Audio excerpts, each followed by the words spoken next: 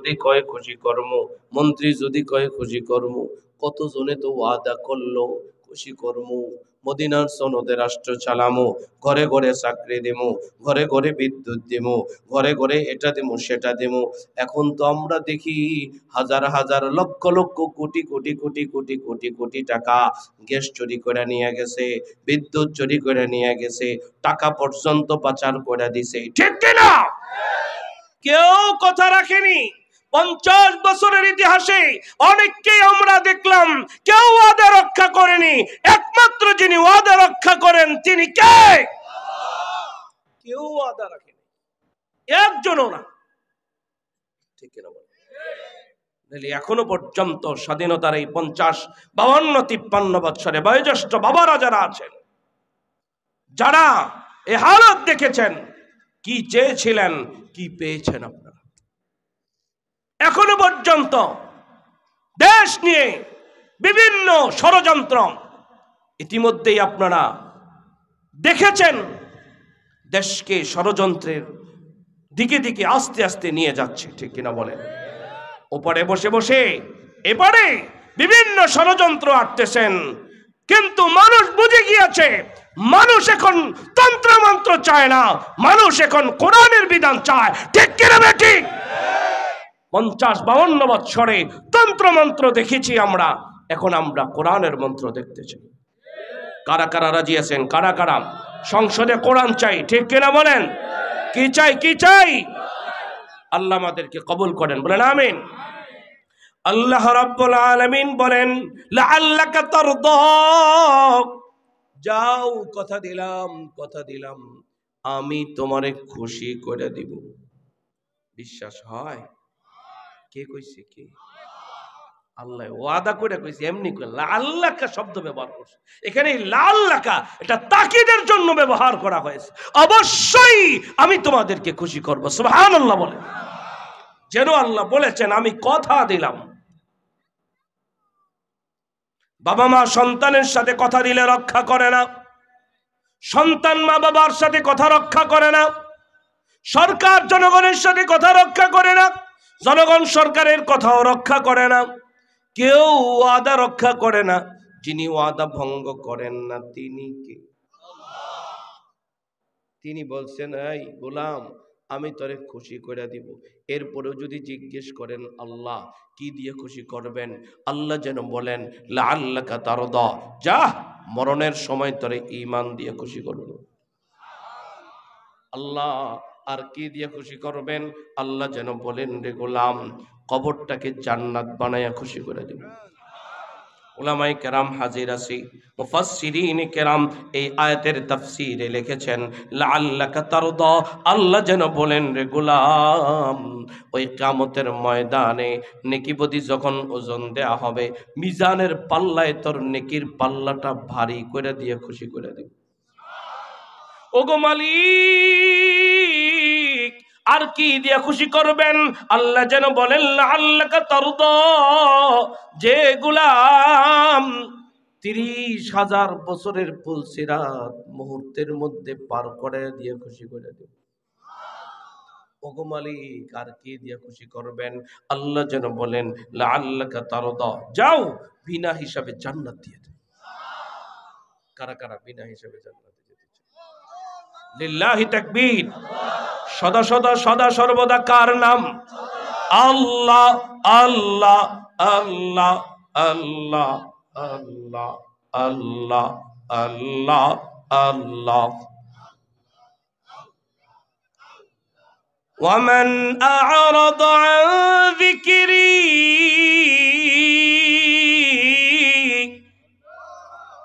যে ব্যক্তি আমার জিকির থেকে মুখটা ফিরায় নিবে। জিকির শব্দের 2 নম্বর তরজমা হলো জিকির মানে কোরআন। বলেন জিকির মানে, বলতে হবে। আমি মুখস্থ পড়াইতে বলছি, আমি কিন্তু এখানে বক্তব্য দিতে আসি নাই। নিয়ত করি কইছি না আমি পড়াবো, তাহলে পড়েন না কেন?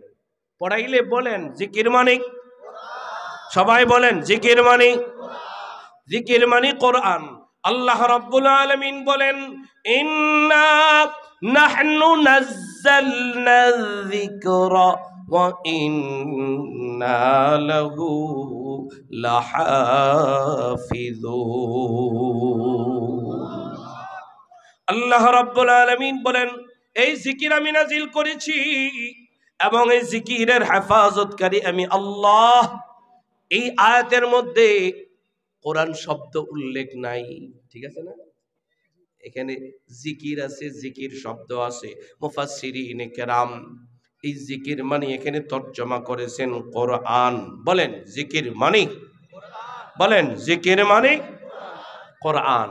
এই কোরআন আমি নাজিল করেছি, এই কোরআনের হেফাজতকারী আমি আল্লাহ। বলেন কোরআনের হেফাজতকারী কে? তাহলে আমরা আরেকটা তরজমা পাইলাম, জিকির মানে কোরআন, জিকির মানে। তাহলে আয়াতের তরজমাটা এইভাবে, ওয়ামান আরাদা আন যিকিরি, যে ব্যক্তি কোরআন থেকে মুখটা ফিরায় নিবে তার খবর আছে, তার ভয়াবহ পরিণতি আছে। আমরা কোরআন থেকে মুখটা ফিরাবো?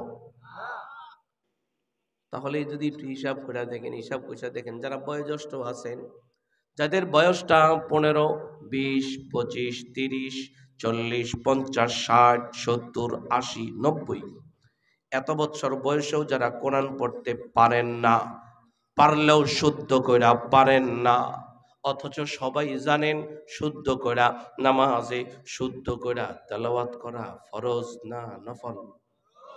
নামাজ ভঙ্গের কারণ 19টি, এর মধ্যে 1 নম্বর, নামাজে অশুদ্ধ পড়লে নামাজ হয়, বলেন নামাজ হয়। তাহলে হাজী সাহেব 20 বছর ধরে নামাজ পড়েন হয় না, 40 বছর ধরে নামাজ পড়েন হয় না, আলহামদুর জায়গায় এখনো পর্যন্ত আলহামদু বলেন, নামাজ হয় না। এটাই মাসালা, এটাই ফতোয়া, এটাই সিদ্ধান্ত। এখনো পর্যন্ত আপনার পরিবর্তন করতে হবে, এখনো পর্যন্ত মাথায় খেললো না। কি করে ভাবলেন, কি করে ভাবলেন? আমরা কি খুব ভালো আছি বলেন তো? এবার খুব বেশি একটা ভালো নাই। কোরআন শুদ্ধ করে পড়তে পারি না, নামাজ হয় না। যেই নামাজের হিসাব সর্বপ্রথম আল্লাহ তাআলা নেবেন সেটাই হচ্ছে না। অথচ আমাদের এই বাংলাদেশে যেখানে কোরআন শুদ্ধ করে শেখানো হয়, এমন এমন মাদ্রাসাগুলো সবচাইতে অবহেলিত, সবচাইতে বেশি অবহেলিত। রাস্তাটা হেঁটে যায়, মাদ্রাসাগুলোর দিকে বাঁকা চোখে তাকায়, যেখানে শুদ্ধ করে কোরআন তেলাওয়াত শেখানো হয়। ঠিক কিনা বলেন? মানুষের ঈমানের পরে অন্যতম ইবাদত নামাজকে পরিপাটি করার জন্য, নামাজকে ঠিক করার জন্য অন্যতম যে বিষয় কোরআন শুদ্ধ করে পড়া, সেই প্রতিষ্ঠানগুলোর দিকে আমরা বাঁকা চোখে তাকাই, অবহেলিতভাবে আমরা তাকাই। আমাদের কপাল বড় খারাপ, কপাল বেশি ভালো না, কারণ আমরা কোরআন থেকে বহু দূরে। ঠিক না? ঠিক কইলেও ঠিক, ঠিক না কইলেও ঠিক। এই যে এত কথা বলে গেলাম, এরপরও ঠিক হইতো না, কারণ খুনে ধরে গেছে, পইচা গেছে, ক্যান্সার হয়ে গেছে। ঠিক হওয়া বড় মুশকিল, ক্যান্সার একদিনে ভালো হয় না। কি বলেন? তাহলে জিকির মানি, বলেন জিকির মানি কোরআন কতটুকুন? সূরা ফাতিহা থেকে সূরাতুন নাস পর্যন্ত এই কোরআনের ভিতরে সুদের কথা আছে কি নাই? সুদ হালাল না হারাম? এরপরও যারা সুদ খায়, তাহলে আয়াতের তরজমা এইভাবেই, যারা কোরআন থেকে মুখ ফিরায়া সুদ খায়, কোরআনের বিধানকে লঙ্ঘন করে, ওদের খবর আছে। এই কোরআনের মধ্যে পর্দার কথা আছে কি নাই? এই কোরআনের মধ্যে বিচার ব্যবস্থার কথা আছে কি নাই? ومن لم يحكم بما أنزل الله فأولئك هم الكافرون فأولئك هم الظالمون فأولئك هم الفاسقون। কোরআন দিয়া যারা বিচার কার্য পরিচালনা করে না, ওরা কাফের, ওরা ফাসিক, ওরা জালেম। ঠিক কি না? আছে তো। তাহলে যারা এই কোরআন থেকে মুখটা ফিরায় নেয়, ওদের খবর আছে। ঠিক না বল? বিস্তারিত ব্যাখ্যার গেলাম না, এতটুকুন বললাম শুধু কোরআনটা দামি না বেদামি, এতটুকুন না বললেই নয়। এই জন্য বলতেছি, কারণ এটার মহাব্বতটা যদি দিলেন না ঢোকে, শুধু মোহাব্বতটা দিলে দেবার জন্য বলি, কোরআনটা দামি না বেদামি, বেশি না কম? এই কোরআনটা এত দামি, কোরআনটা যেখানে লাগে ওই জায়গার দাম বেড়ে যায়। দেখেন না, আমার বাবা মা আমারে কোরআন পড়াইছে, আমি কোরআন পড়ছি তো আপনার কপালে আল্লাহ উঠে আমারে বসাই দিছি, আমারে বসায় নাই। এটা কোরআনের মর্যাদা। কিসের মর্যাদা? আচ্ছা, আমি যে এখানে বসে বসে আলোচনা করতেছি, আপনাদের ভালো লাগে না খারাপ লাগে? তাহলে আপনার ছেলেটা যদি এখানে বসে করতো কেমন লাগতো? তাহলে কে কে রাজি আছেন যে নিজের ছেলেকে হাফেজ আলেম বানাবেন? কে কে রাজি আছেন? বুঝা এই নামান, মিশা কথার হাত উঠায়েন না। সত্যি সত্যি নাতিপুতি ছেলে মেয়ে হাফেজ হাফেজা আলেম আলেমা পাক্কা এরাদায় কে কে আছে যে হ্যাঁ ইনশাআল্লাহ? বুঝা শুই না উঠাইয়েন, ঠিক তো? আল্লাহ কবুল করে। কোরআনটা যেখানে লাগে সেই জায়গার দাম বাইরে যায়। এই কোরআনটা বহন করা হযরত জিবরাইল আমিন আলাইহিস সালাতু ওয়াস সালাম আমাদের নবীর কাছে নিয়ে আসছে। নাযালা বিহির রূহুল আমিন।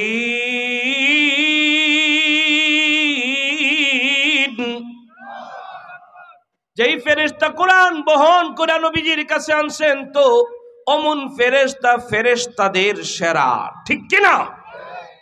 এই কোরআনটা যেই নবীর উপরে নাজিল হয়েছে, আলহামদুলিল্লাহিল্লাযী আনজালা আলা আবদিহিল কিতাব ওয়া লাম ইয়াজআল লাহু ইওয়াজা। এই কোরআনটা যেই নবীর উপরে নাজিল হলো, অমন নবী নবীদের নবী সেরা নবী, ঠিক কি না? মুহাম্মাদুর রাসূলুল্লাহ, বলেন না মুহাম্মাদুর রাসূলুল্লাহ, বলেন না, দিল দিয়া বলেন। নবীর নাম বললেও নেকি হয়, গুনাহ মাফ হয়, মর্যাদা বাড়ে। মুহাম্মাদুর রাসূলুল্লাহ, মুহাম্মাদুর রাসূলুল্লাহ, মুহাম্মাদুর রাসূলুল্লাহ সাল্লাল্লাহু আলাইহি ওয়াসাল্লাম। এই কোরআনটা যে শহরে নাজিল হয়েছে, লা উকসিমু বিহাযাল বালাদ ওয়া আনতা হিল্লুম বিহাযাল বালাদ ওয়াত-তিন ওয়াজ-যাইতুন ওয়া তুরি সিনিন ওয়া হাযাল বালাদিল আমিন।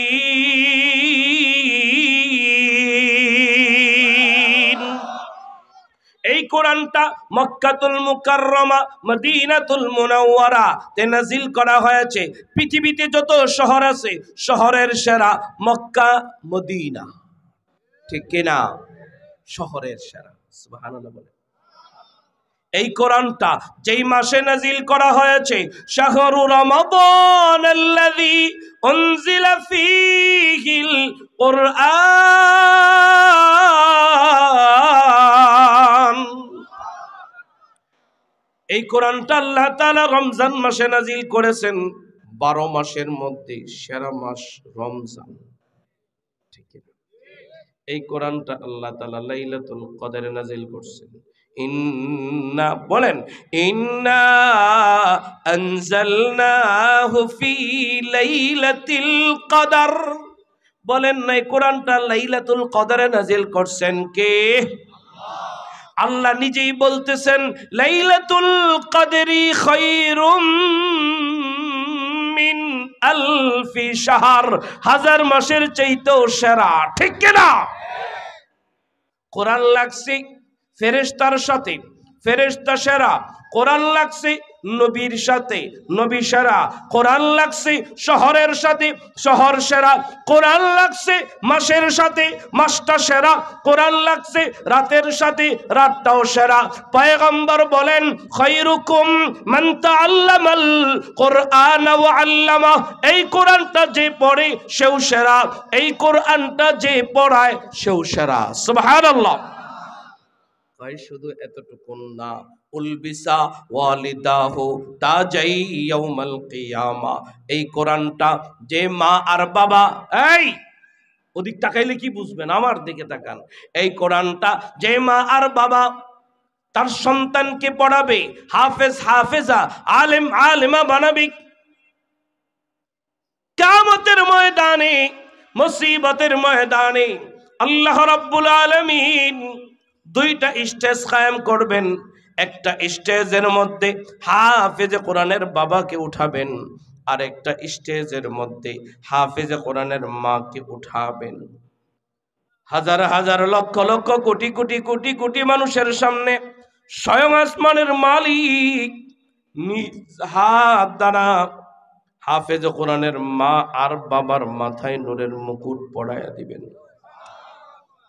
ওই মুকুটের আলোর বিচ্ছুরণের কারণে পুরাটা হাসরের ময়দান আলোকিত হয়ে যাবে।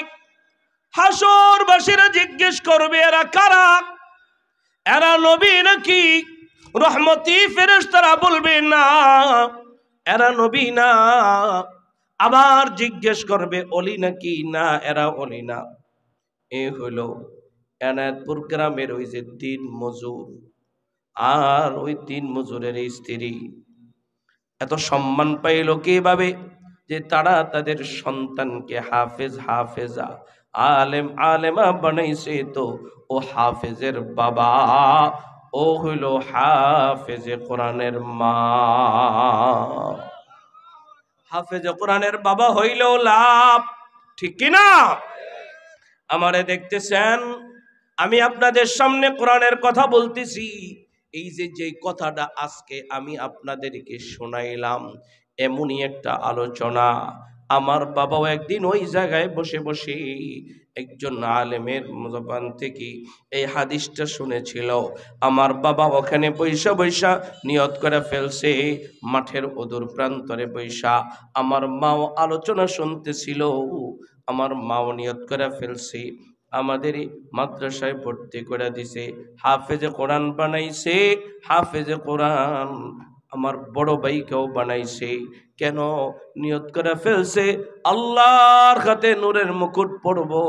যেদিন আমার বাবা মারা যান, আমার বাবাকে আমি নিজ হাতে গোসল দেই, বড় ভাই জানাজা পড়ান, আমি আমার বাবার লাশটা নিজ হাতে কবরস্থ করি।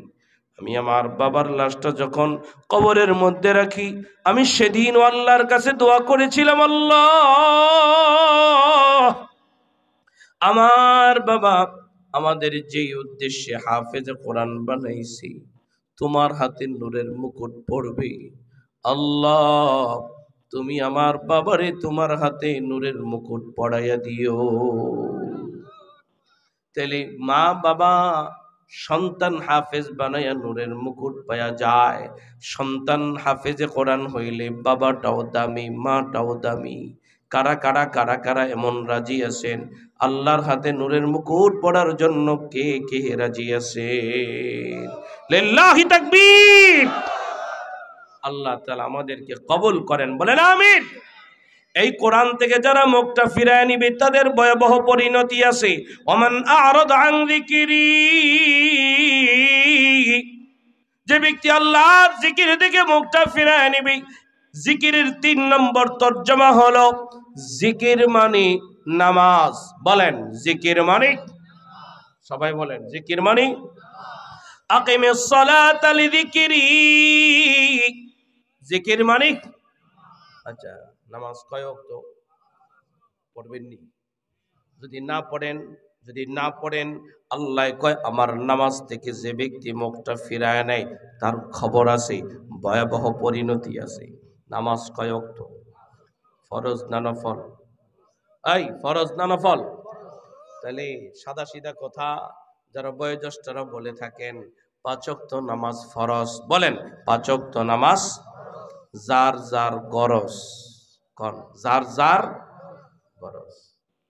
৫ ওয়াক্ত নামাজ যার যার। এত ঠিকানা আপনার আরেকজনের ডাইকে নাইকে নিব। আপনার খবরে আপনি যাবেন, আমার খবরে আমি যাব। একটু ডাকি কেন? নবীজি ডাকছে, এই দায়িত্ব পালন করি আর কি। ডাকলে আপনি নামাজ পড়লে আমি একটু নেকি পাবো, আমার লাভ। ডাকলে যার যার লাভ, কিন্তু নামাজ ফরজ যার যার। যদি আপনি নামাজ না পড়েন, আপনি আপনার নবীকে জিজ্ঞেস করেন, পয়গম্বরকে জিজ্ঞেস করেন, ও পয়গম্বর, আমি যদি নামাজ না পড়ি আমার ব্যাপারে কোনো ফয়সালা আছে কিনা? আপনার নবী আপনাকে বলে, লা ঈমানা লিমান লা সালাতা লাহ, নামাজ নাই যার, ঈমান নাই তার। বলেন, নামাজ নাই, ঈমান নাই তার। উলামায়ে কেরাম এখানে উপস্থিত আছে, লাকে লাইন ফি কামাল দ্বারা ব্যাখ্যা কইরা মুহাদ্দিসিনে কেরাম তরজমা লেখেন, পরিপূর্ণ ইমানদার নয়, তাও আবার ব্র্যাকেটে লেখে, কিন্তু সরল তরজমা লিখতে গেলে, বলতে গেলে এটাই বলতে হয়, নামাজ নাই যার, ঈমান নাই। পড়বেন নামাজ, পড়বেন পড়বেন পড়বেন পড়বেন পড়বেন পড়বেন ইনশাআল্লাহ ইনশাআল্লাহ ইনশাআল্লাহ। এরপরও যদি জিজ্ঞেস করেন, পয়গম্বর নামাজ না পড়লে আরো কোনো ব্যাপারে সিদ্ধান্ত আছে কিনা? আপনার নবী আপনাকে বলে, মান তারাকাস সালাতা মুতাআম্মিদান ফাকাদ কাফারা, ইচ্ছা করে নামাজ পড়ে না যারা, কুফরি করে তারা। আস-সালাতু ইমাদুদ্দিন, নামাজ হলো ধর্মের খুঁটি, ইসলামের খুঁটি, দ্বীনের খুঁটি। ঠিক? মান আকামাহা ফাকাদ আকামাদ্দিন ওয়া মান তারাকাহা ফাকাদ হাদামাদ্দিন। নামাজ যারা পড়ে তারা দ্বীনের খুঁটি ঠিক রাখে, নামাজ যারা পড়ে না দ্বীনের খুঁটি তারা ধ্বংস করে দেয়। দ্বীনের খুঁটি ধ্বংস করে দিয়া মুসলমান থাকা যায় না। তাহলে আজকে থেকে সিদ্ধান্ত, আল্লাহ আমারে বেঈমান কয় নামাজ না পড়লে, নবীও আমারে বেঈমান কয় নামাজ না পড়লে, না আমি বেঈমান হইয়া বাঁচতে চাই না, বাঁচবো তো ইমানদার হইয়া বাঁচবো, মরবো তো ইমানদার হইয়া মরবো ইনশাআল্লাহ। এই পুরা ভরা ময়দান থেকে আমি 10টা যুবকের হাত চাই, যারা ফজর পড়লে জোহর পড়ে না, জোহর পড়লে আসর পড়ে না, আসর পড়লে মাগরিব পড়ে না, মাগরিব পড়লে ইশা পড়ে না, একদিন পড়লে 2 দিন পড়ে না, মাঝে মাঝে পড়লে মাঝে মাঝে পড়ে না। আজকে যখন জানলো নামাজ না পড়লে আল্লাহ আমারে বেঈমান বলে, নামাজ না পড়লে নবীও আমারে বেঈমান বলে, না না আমি ঈমান নিয়ে বাঁচতে চাই, ঈমান নিয়ে মরতে চাই। 10টা যুবকের হাত দেখতে চাই।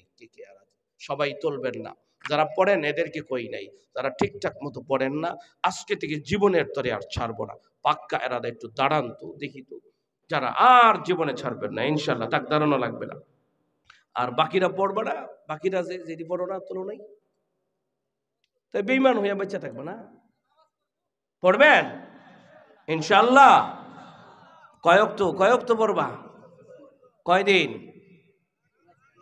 কয়দিন প্রত্যেক দিন, কয়দিন? আল্লাহ সবাই রে কবুল করে, বলেন আমিন। 4টা বলছিলাম, 3টা গেল। 4 নম্বর, ওমান আরাদা আন যিকরি, জিকির মানি এলেম। বলেন জিকির মানি, সবাই বলেন জিকির মানি এলেম, জিকির মানি এলেম। আল্লাহ বলেন ফাসআলু আহলায যিকির, ঠিক আছে না? ফাসআলু আহলায যিকির, আল্লাহ নিজেই বলছেন, এই তোমরা আহলে জিকিরের কাছে জিজ্ঞেস করো। এখানে জিকির মানে এলেম, আহলে এলেমের কাছে জিজ্ঞেস করো। এলেম যারা অর্জন করে তাদেরকে আলেম বলা হয়। বলেন, যারা এলেম অর্জন করে তাদেরকে কি বলা হয়? আলেম কাকে বলে? আলেমের শর্টকাট একটা ব্যাখ্যা হলো জানে এবং মানে। বলেন জানে এবং মানে, তাকে বলা হয় আলেম। জানে কিন্তু মানে না, তার নাম হলো জালেম। আলেম টাকনুর নিচে পায়জামা পরে জালেম, ঠিক কিনা? কিছু সরকারি আলেম আছে আমাদের দেশে, এরা খুব সার্টিফিকেট দাবি করে, কিন্তু হাঁটতে চলতে ফিরতে দেখা যায় তারা টাকনুর নিচে পায়জামা পরে। মা আসফালা মিনাল কাবাইনি মিনাল ইজারি ফিন্নার।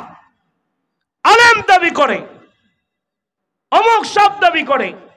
ভালো করে মনে রাখবেন, টাকনুর নিচে পায়জামা পরে আলেম দাবি করে, ওরা আলেম নামে জালেম। মনে থাকবে তো ইনশাআল্লাহ?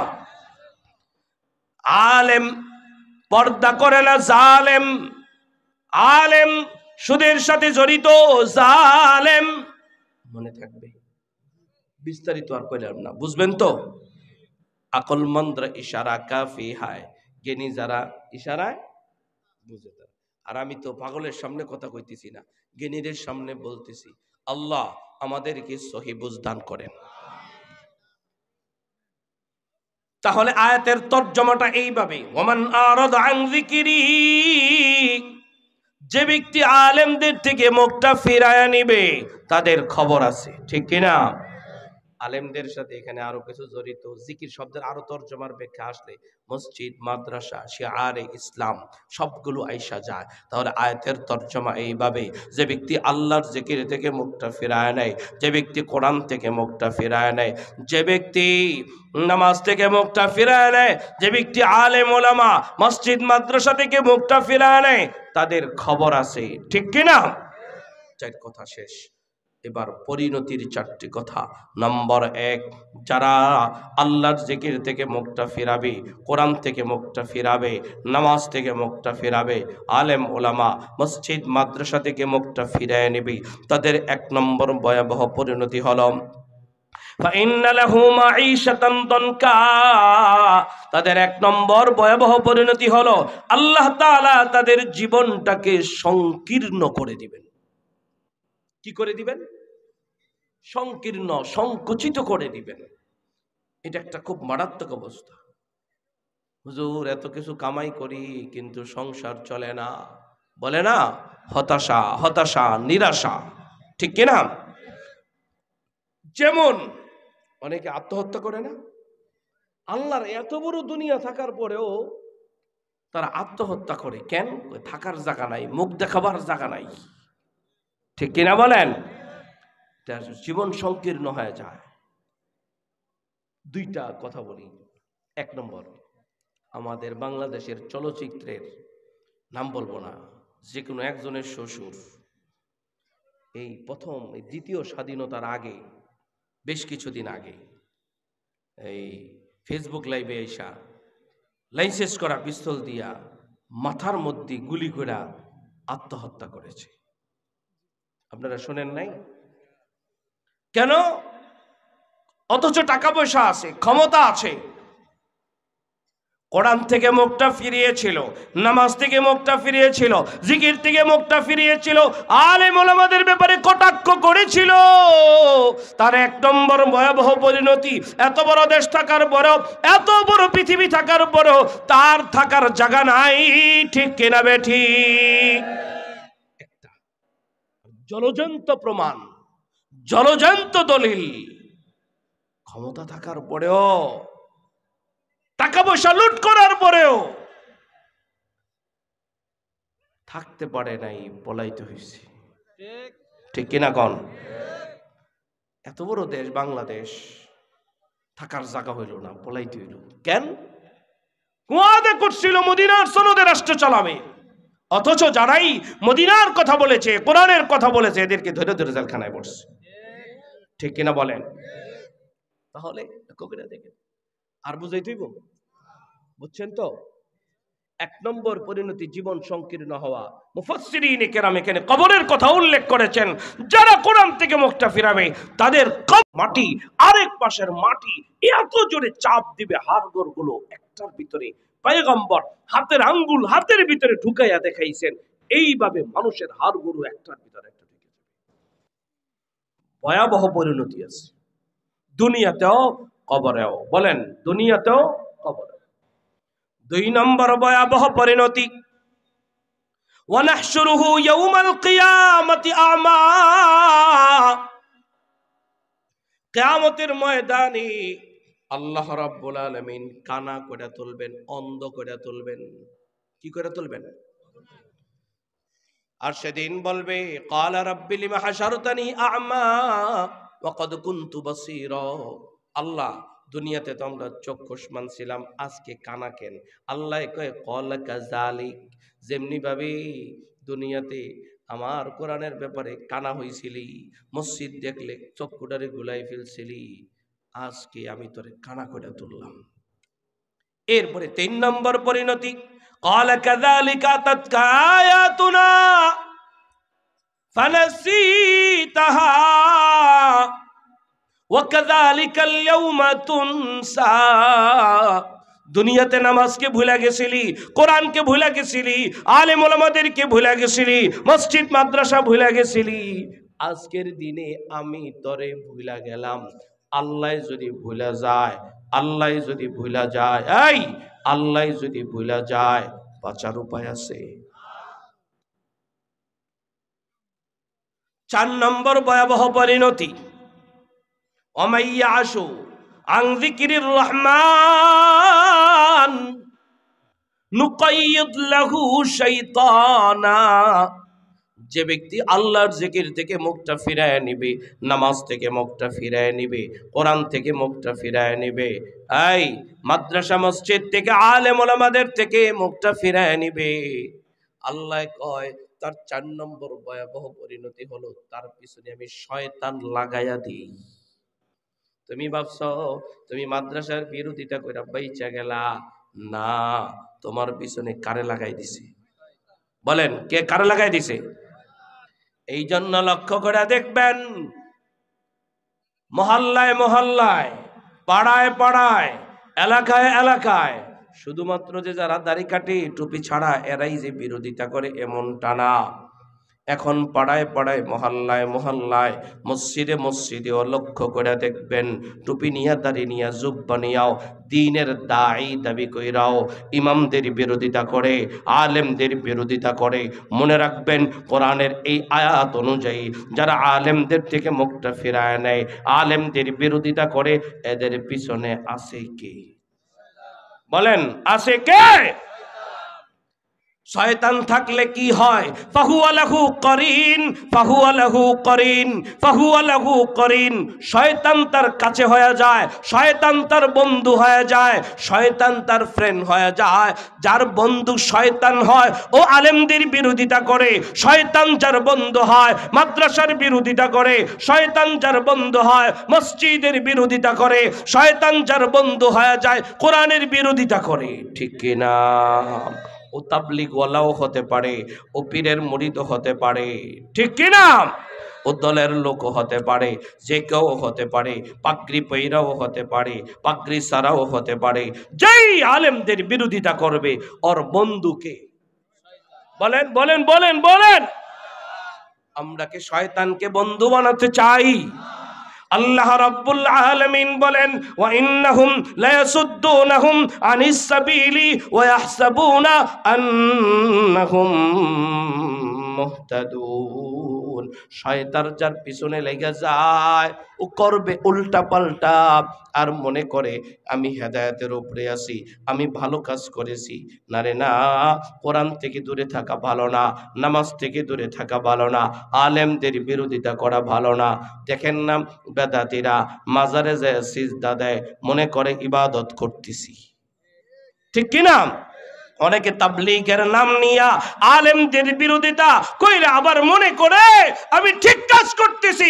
কোশ্চেন কালেও না, বেদাতীরা মাজারে সিজদা দিয়া যেমন বেদাত করে, মনে করে আমি হেদায়েতের উপরে আছি, ঠিক তেমনি ভাবে কোন দায়ী দাবি করে, তাবলীগের সাথীভাই দাবি করে, আলেমদের বিরোধিতা করে যদি দাবি করে আমি হেদায়েতের উপরে আছি, এটা মিথ্যা কথা। ঠিক কি না? ঠিক।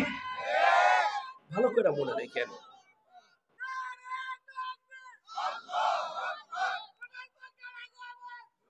বহুত আগে আয়া বসছি বাজান, আর আগমনের দরকার নাই। দুরূদ শরীফ পড়েন, আল্লাহুম্মা সাল্লি আলা মুহাম্মাদি ওয়া আলা আলি মুহাম্মাদ কামা সাল্লাইতা ওয়া সাল্লামতা ওয়া বারাকতা আলা ইব্রাহিম ওয়া আলা আলি ইব্রাহিম ইন্নাকা হামিদুম মাজিদ।